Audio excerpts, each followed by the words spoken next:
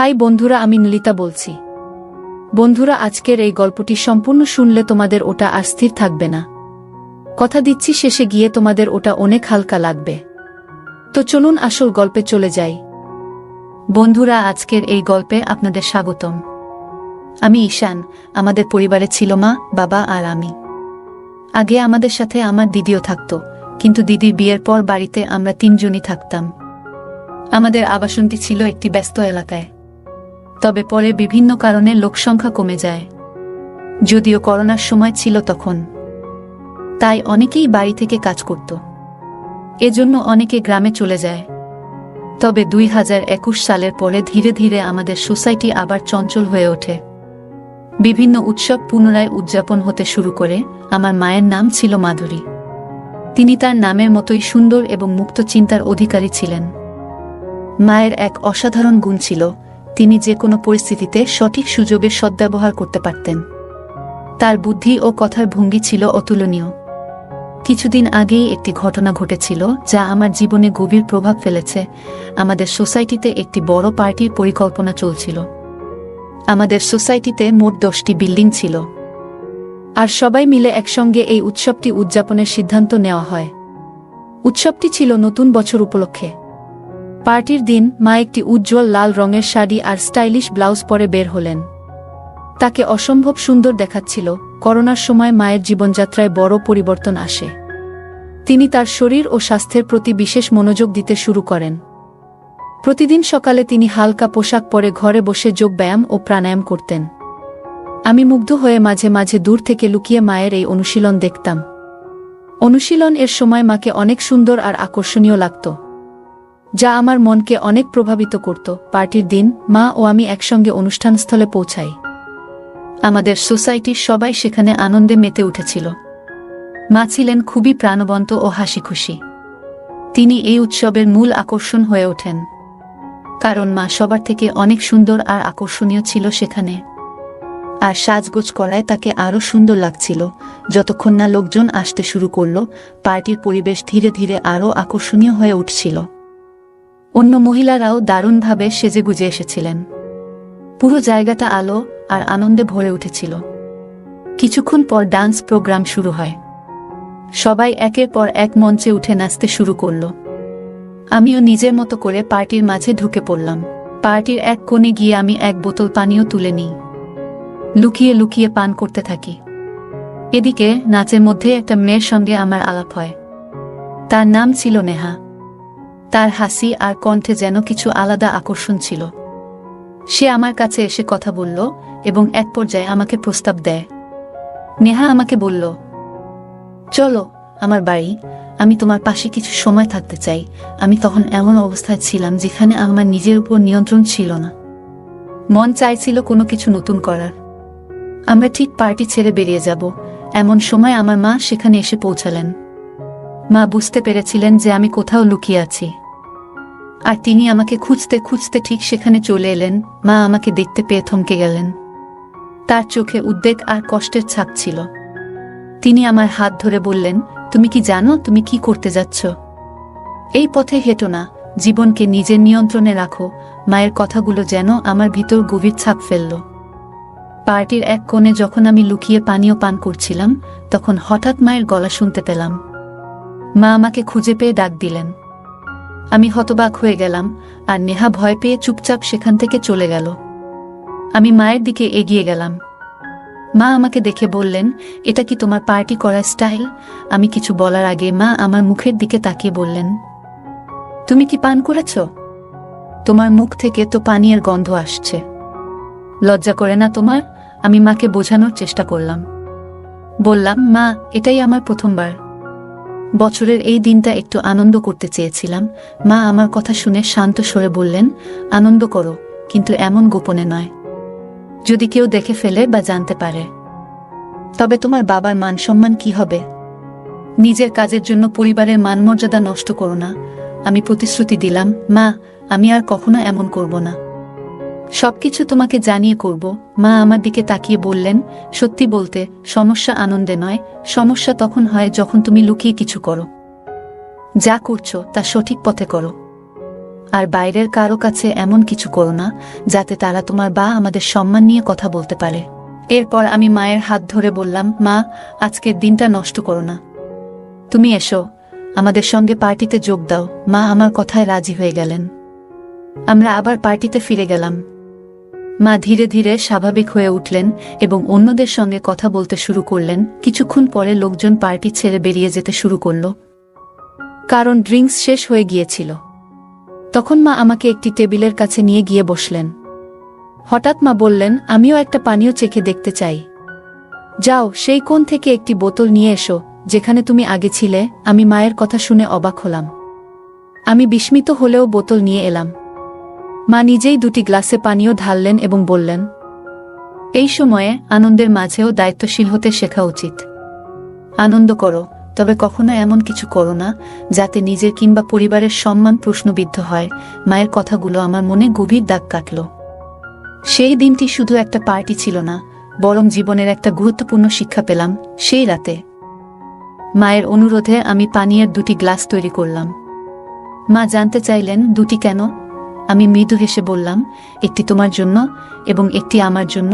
মা প্রথমে রাগ করে আমার দিকে তাকালেন, তবে আমার হাসি দেখে শান্ত হলেন। আমরা চিয়ার্স করলাম, আর মা দ্রুত নিজের গ্লাস শেষ করলেন। এরপর তিনি আমার গ্লাসটি নিয়ে সেটিও পান করতে শুরু করলেন।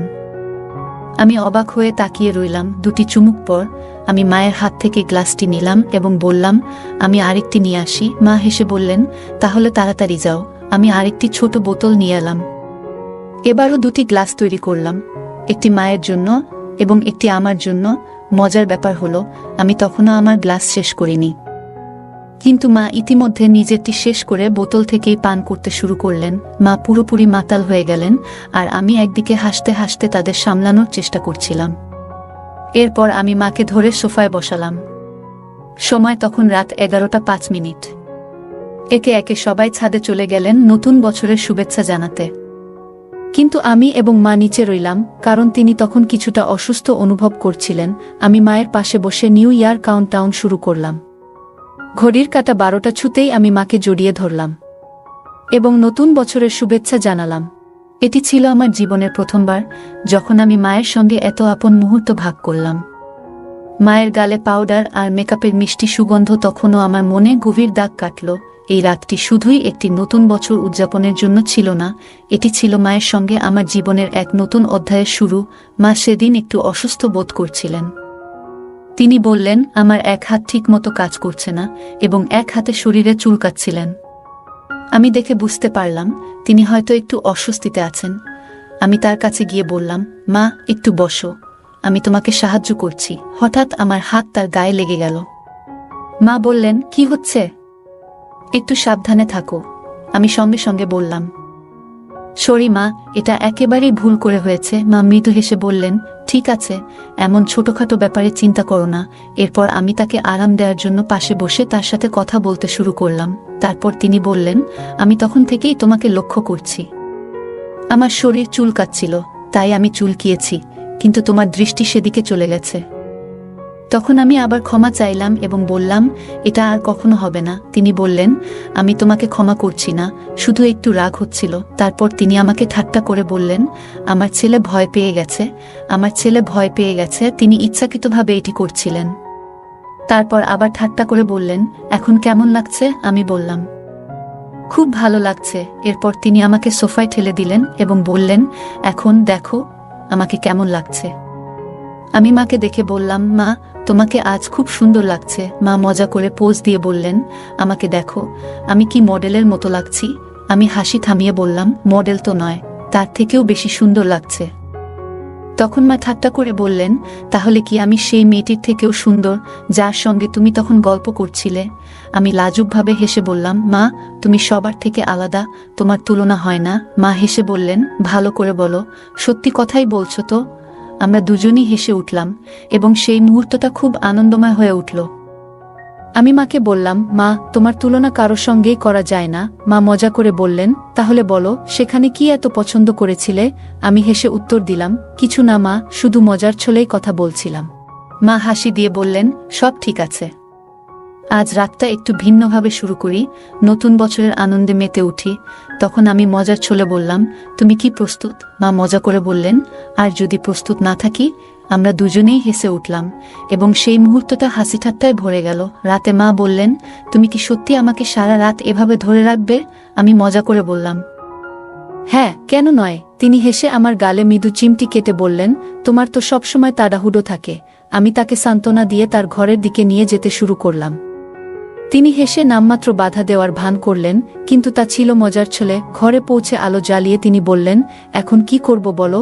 আমি মজার ছলে বললাম, আরাম করে ঘুমানোর সময় হয়েছে মা। তিনি একটু চিন্তিত ভঙ্গিতে বললেন, তবুও এত দেরি করে ঘুমানো কি ঠিক হলো? আমি হাসি মুখে বললাম, আজকের রাতটা বিশেষ মা, একটু মজা করলে ক্ষতি নেই। আমরা দুজনেই হেসে উঠলাম আর সেই মুহূর্তটা আনন্দে ভরে উঠল। তখন সে বলল, কিন্তু আমার তো জানা থাকবে, পরে যদি খারাপ লাগে। এখন হয়তো ভালো লাগছে, কিন্তু ভবিষ্যতে এই সম্পর্কের দিকটা হয়তো বদলে যাবে। আমি বললাম, তোমার প্রতি আমার অনুভূতি সত্যি। আমি অনেকদিন ধরে তোমার পাশে আছি, একজন ভালো বন্ধুর মতো। কিন্তু যদি আজ আমরা এই মুহূর্তটাকে হারিয়ে ফেলি, তাহলে হয়তো সবকিছু বদলে যাবে। সে এক মুহূর্ত ভাবল, তারপর বলল, ঠিক আছে, কিন্তু একটাই শর্ত, আজকের পর আর কখনো কিছু আশা করো না। আমি খুশি মনে বললাম, ঠিক আছে, আমি তোমার শর্ত মেনে নিচ্ছি। তারপর সে আমার দিকে তাকিয়ে জিজ্ঞাসা করল, তুমি এমনভাবে দাঁড়িয়ে আছো কেন? আমি বললাম, কিছু না। তখন মা বলল, তাহলে যাও, যদি তুমি না চাও। আমি বললাম, তোমার ইচ্ছা যদি না থাকে, তাহলে আমি চলে যাই। আমি বিছানায় বসেছিলাম, তখনই সে আমার হাত ধরে টেনে বলল, তুমি এত গম্ভীর কেন? সবকিছু এত সিরিয়াস ভাবে নিও না। আমি অবাক হয়ে বললাম, তাহলে তুমি চোখ বন্ধ করে আগে শুয়েছিলে কেন?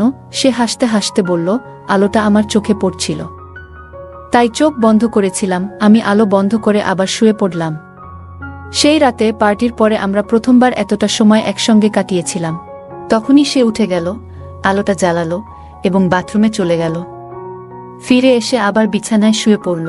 আমি তাকে দেখে বললাম, মা, তুমি খুব সুন্দর লাগছো। সে হাসি দিয়ে বলল, এখন তো আমি আগের থেকে অনেকটাই রোগা হয়েছি, তাও কি তোমার কাছে ভালো লাগি? আমি বললাম, তুমি যেভাবেই হও, সবসময় আমার কাছে সুন্দর। আমি মাকে বললাম, তুমি সবসময় সুন্দর লাগো। মা মুচকি হেসে বললেন, আজ তোমার বাবা আসছে না, আমরা দুজনে একসঙ্গে সময় কাটাবো। দরজাটা বন্ধ করে দাও, আর বাইরে যাওয়ার দরকার নেই। আমি বললাম, মা, তুমি তো অনেক স্মার্ট। আমি ভেবেছিলাম তুমি পুরনো ধাঁচের মানুষ। মা হেসে বললেন, আমি এমন নই, আমি নিজের মতো করে চলি। তোমার যদি কিছু মনে হয়, নির্দ্বিধায় আমাকে বলো। আমি বললাম, আমার তোমাকে নাম ধরে ডাকতে ইচ্ছা করছে। মা বললেন, দেখো। আমি প্রথমবার তাকে তার নাম ধরে ডাকলাম আর আমরা দুজনে হেসে উঠলাম। হাসতে হাসতে আমি বললাম, মা, তোমার আর বাবার কথাবার্তা এখন খুব একটা হয় না, তাই না? মা হেসে বললেন, হ্যাঁ, এখন খুব কম হয়। মাসে 1-2 বার, তাও সময় বের করা মুশকিল। আমি বললাম, সত্যি? মা মাথা নেড়ে বললেন, হ্যাঁ সত্যি। আমরা আবার হেসে উঠলাম। কিছুক্ষণ পর আমি মাকে জিজ্ঞাসা করলাম, মা, তোমার কি প্রয়োজন? মা মুচকি হেসে বললেন, তুই আমার ছেলে, আমি তোকে সবকিছু বলতে পারি। আমি বললাম, তাহলে আজকের রাত শুধু আমাদের জন্য। আমরা একে অপরের মুখোমুখি বসে গল্প করতে শুরু করলাম। মা আমাকে তার তারুণ্যের দিনগুলোর কথা বললেন, কিভাবে তিনি অনেক কঠিন সময় পার করেছেন এবং সবকিছু সামলেছেন। আমি তার কথা শুনলাম এবং আমার মনের কথাগুলোও তাকে জানালাম। আমি মাকে এমন কিছু কথা বললাম যা আগে কখনো কাউকে বলিনি। মা গভীরভাবে আমার কথা শুনলেন এবং তারপর বললেন, তুই জানিস আমি তোর জন্য কত গর্বিত। তুই সবসময় আমার পাশে থেকেছিস। আজ আমরা শুধু একে অপরের সাথে সময় কাটাবো। আমি মাকে জড়িয়ে ধরে বললাম, মা, তুমি পৃথিবীর সেরা। তারপর আমরা দুজনে একসাথে বসে গল্প করলাম, পুরনো দিনের কথা স্মরণ করলাম, একসঙ্গে হাসলাম আর মন খুলে কথা বললাম। কিছুক্ষণ পরে মা বললেন, এবার চল, ঘুমানোর সময় হয়ে গেছে। আমি মাকে বিছানায় শুইয়ে দিলাম এবং পাশে গিয়ে শুয়ে পড়লাম। আমরা দুজনে চোখ বন্ধ করলাম এবং একে অপরের সান্নিধ্যের উষ্ণতা অনুভব করলাম। সেই রাতের গভীর নিস্তব্ধতায় আমি অনুভব করলাম আমার জীবনে মায়ের গুরুত্ব ঠিক কতটা। সে সবসময় আমাকে কাছে রাখে, যেন আমি তার জীবনের একটি গুরুত্বপূর্ণ অংশ। আমি জানি তার জন্য আমি ঠিক কি, কিন্তু মাঝে মাঝে আরও ভালোভাবে বুঝতে চাই। পরের দিন সকালে যখন আমার ঘুম ভাঙল, আমি দেখলাম মা এখনো গভীর ঘুমে। তার মুখে এক ধরনের প্রশান্তি ছিল, যা দেখলে যে কারোর মন শান্ত হয়ে যাবে। আমি ধীরে ধীরে উঠে বিছানার চাদর ঠিক করে দিলাম, যেন সে আরাম করে ঘুমাতে পারে। রান্নাঘরে গিয়ে আমি তার জন্য চা বানাতে শুরু করলাম। চায়ের কাপের ভাপ উঠছিল, আর তার সাথে আমার মনে হচ্ছিল আজকের দিনটা তার জন্য একটু বিশেষ করে তুলি। যখন সে ঘুম থেকে জাগল, আমি চা নিয়ে তার ঘরে ঢুকলাম। মৃদু হাসি দিয়ে বললাম, গুড মর্নিং মা, চা নিয়ে এসেছি তোমার জন্য। মা একটু অবাক হয়েও আনন্দিত হলেন। তিনি হাসি মুখে বললেন, গুড মর্নিং আমার লক্ষ্মী ছেলে, তুমি এভাবে আমার জন্য চা বানিয়েছ? এটা তো চমৎকার শুরু। আমরা একসঙ্গে বসে চা খেলাম। সেই দিন থেকেই আমাদের সম্পর্ক আরও গভীর হতে শুরু করল। আমরা প্রতিদিন একে অপরের সঙ্গে আরও বেশি সময় কাটানোর চেষ্টা করতাম। ছোট ছোট বিষয় থেকে শুরু করে বড় চিন্তাভাবনা, সবকিছু আমরা একে অপরের সঙ্গে ভাগ করে নিতে লাগলাম। সেই রাত, যে রাতে আমরা একসঙ্গে এতটা সময় কাটিয়েছিলাম, আমাদের জীবনে এক নতুন অধ্যায়ের সূচনা করল। আমরা দুজনেই একে অপরকে আরও ভালোভাবে জানতে এবং বুঝতে পারলাম। সেই মুহূর্তগুলো আমাদের সম্পর্ককে আরও দৃঢ় করে তুলল। তো বন্ধুরা, এটাই ছিল আজকের ছোট্ট গল্প। এমন আরও গল্প শুনতে চাইলে কমেন্টে জানাও। গল্পটি আপনাদের কেমন লাগলো কমেন্ট করে জানাতে ভুলবেন না। আর যদি গল্পটি ভালো লেগে থাকে তাহলে অবশ্যই লাইক করুন এবং আপনার বন্ধুদের সঙ্গে শেয়ার করুন। এমন আরও আকর্ষণীয় গল্পের জন্য আমাদের চ্যানেলটি সাবস্ক্রাইব করুন এবং বেল আইকনটি ক্লিক করতে ভুলবেন না, যাতে আমাদের কোনো গল্প মিস না হয়। ধন্যবাদ।